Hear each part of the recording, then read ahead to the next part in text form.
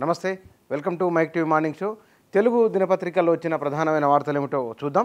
ఆంధ్రజ్యోతిలో పెట్రోల్ ధరలు తగ్గాయి. లీటర్ పెట్రోలు డీజిల్పై 2 చొప్పున. నేటి ఉదయం 6 నుంచి అమల్లోకి. దాదాపు 2 ఏళ్ల తర్వాత తగ్గిన ధరలు. లోక్సభ షెడ్యూల్కు ముందు తగ్గింపు. ఇటీవలే వంట గ్యాస్ సిలిండర్పై 100 తగ్గించిన చమురు సంస్థలు. ఎన్నికల ముందు ఇట్లాంటివి తగ్గుతూ ఉంటాయి, ఎన్నికలు అయిపోయిన తర్వాత పెరుగుతూ ఉంటాయి. ఆ తర్వాత మధ్యలో పెరిగిన ధరలు, పెంచిన ధరలు కొంత తగ్గించి మళ్ళీ ధరల తగ్గుదలని వస్తుంటాయి. ఈ తగ్గుదల పెరుగుదల అనే విషయంలో ఎంత పెరిగిందో ఎంత తగ్గిందో కూడా జనాలకు అంత అర్థం కాని పరిస్థితి. వాళ్ళ లీటరు పెట్రోల్ అనకుండా 100 రూపాయలు 200 ట్యాంక్ ఫుల్ అనే లాంగ్వేజ్ వచ్చేసిందిగా. లీటరు 2 లీటర్లు అనేది లేదు. ఇట్లా ధరలు తగ్గినప్పుడు మాత్రం లీటర్ మీద ఇంత తగ్గిందా, లీటర్ పైన ఇంత పెరిగిందా అని అనుకోవడం తప్ప మరొకటి అనుభవంలో లేని పరిస్థితి వచ్చింది. ఇప్పుడు లోక్సభ ఎన్నికల ముందు మాత్రం చమురు సంస్థలు గతంలో 100 రూపాయలు తగ్గించినాయి సిలిండర్ పైన. ఇప్పుడు పెట్రోలు డీజిల్ పైన 2 రూపాయల తగ్గింపు వచ్చినట్లు నిర్ణయం తీసుకున్నట్టు వార్త వచ్చింది. ఇక మరొక వార్త, 10th పరీక్షల్లో 5 నిమిషాల గ్రేస్ టైం అనే వార్త ఉన్నది. ఈ నెల 18 నుంచి పరీక్షల ప్రారంభం. 9:30 నుంచి 12:30 వరకు. నేటి నుంచి 1 పూట బడులు ముగిసిన ఇంటర్మీడియట్ పరీక్షలు అనేది ఇయర్ ప్యానల్లో ఉన్న వార్త. టెట్ ఉందోచని మెగా డిఎస్సి ముగిన టీచర్ పోస్టుల ఆశాభావులకు సర్కారు శుభవార్త అనే వార్త ఉన్నది. 2029లో జమిలి 3 అంచెల ఎన్నికలు 2 దశల్లో జరపాలి. తొలుత లోక్సభ అసెంబ్లీలకు, తర్వాత 100 రోజుల్లో స్థానిక సంస్థలకు ఒకే దేశం ఒకే ఎన్నికకు పచ్చజెండా అనే వార్త మొదటి పేజీలో ఇచ్చారు. ఇక విషయం దాచి సమాచారం ఇచ్చిన అసలు సంగతి వెల్లడించని ఎస్బీఐ. 5 ఏళ్లలో 16,518 కోట్ల ఎలక్టోరల్ బాండ్లు. అత్యధికంగా బీజేపీకి 6,560 కోట్లని ఎలక్టోరల్ బాండ్లకు సంబంధించిన వార్త మొదటి పేజీలో ఉన్నది. ఇక ఈసీ కమిషనర్గా సుఖ్బీర్, జ్ఞానేష్ కుమార్ ఇద్దరికి సంబంధించిన వార్త ఉన్నది. ఇక కాంగ్రెస్లోకి జితేందర్ రెడ్డి అనే వార్త ఉన్నది. ముఖ్యమంత్రి రేవంత్ రెడ్డితో వారు కలిసి దిగిన ఫోటో కూడా ఉన్నది. నేటి నుంచి వాహనాలకు టీజీ 0001 నుంచి ప్రారంభం కానున్న రిజిస్ట్రేషన్లు. ఇప్పటికే టీఎస్గా నమోదైన వాహనాలు యథాతథమనే వార్త కూడా మొదటి పేజీలో ఉన్నది. ఇక గొర్రెల పంపిణీ కేసులో పశుసంవర్ధక శాఖ ఏడీ అరెస్ట్ అనే వార్త ఉన్నది.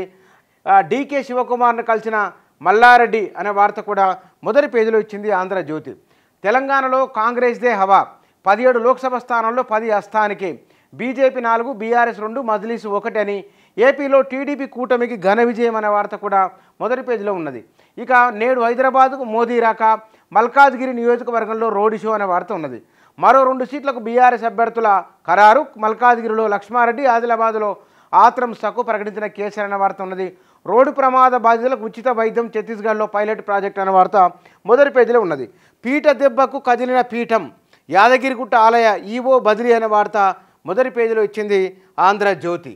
ఇక సాక్షి దినపత్రికలో ఎప్పట్లాగానే ఇయర్ ప్యానల్లో 5-6 వార్తలు ఉన్నాయి. క్రికెట్ సంబంధించినవి, స్టాక్ మార్కెట్ సంబంధించిన వార్తలు, నేషనల్ ఇంటర్నేషనల్ వార్తలు మొదటి పేజీలో ఇచ్చింది సాక్షిగా. ఒక ప్రధానమైన వార్తగా వలస రాజకీయం.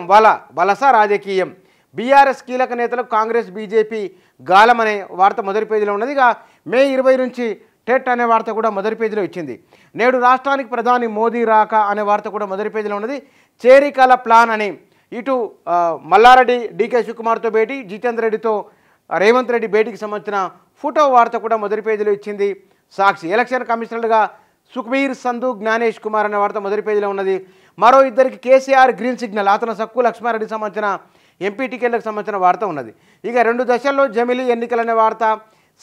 ప్రజా సంక్షేమం, అభివృద్ధి ప్రభుత్వ లక్ష్యమని మంత్రులకు సంబంధించిన ఒక వార్త మొదటి పేజీలో ఉన్నది. 6కు 100 మార్కులు ఎప్పుడు.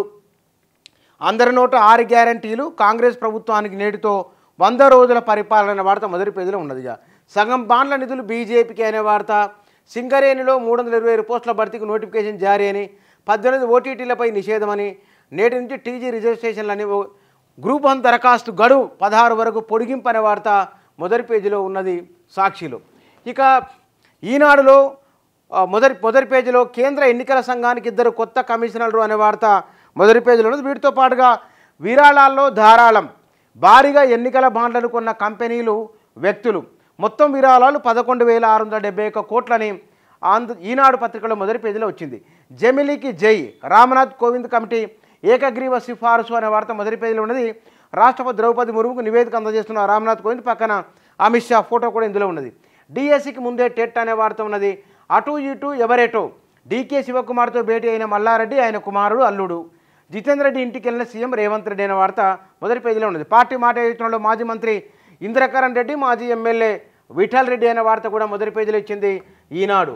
ఇక నమస్తే తెలంగాణలో ఇయర్ ప్యానెల్లో పెట్రోల్ డీజిల్ ₹2 తగ్గింపు అనే వార్త మొదటి పేజీలో ఉన్నది. బీజేపీకి 6,000 కోట్లు ఎలక్ట్రల్ బాండ్లకు సంబంధించిన వార్త కూడా మొదటి పేజీలో ఉన్నది. జేఎల్ కావాలా, గురుకుల ఉద్యోగాలపై బ్రోకర్ల బేరాలు అనే వార్త కూడా మొదటి పేజీలో ఉన్నది.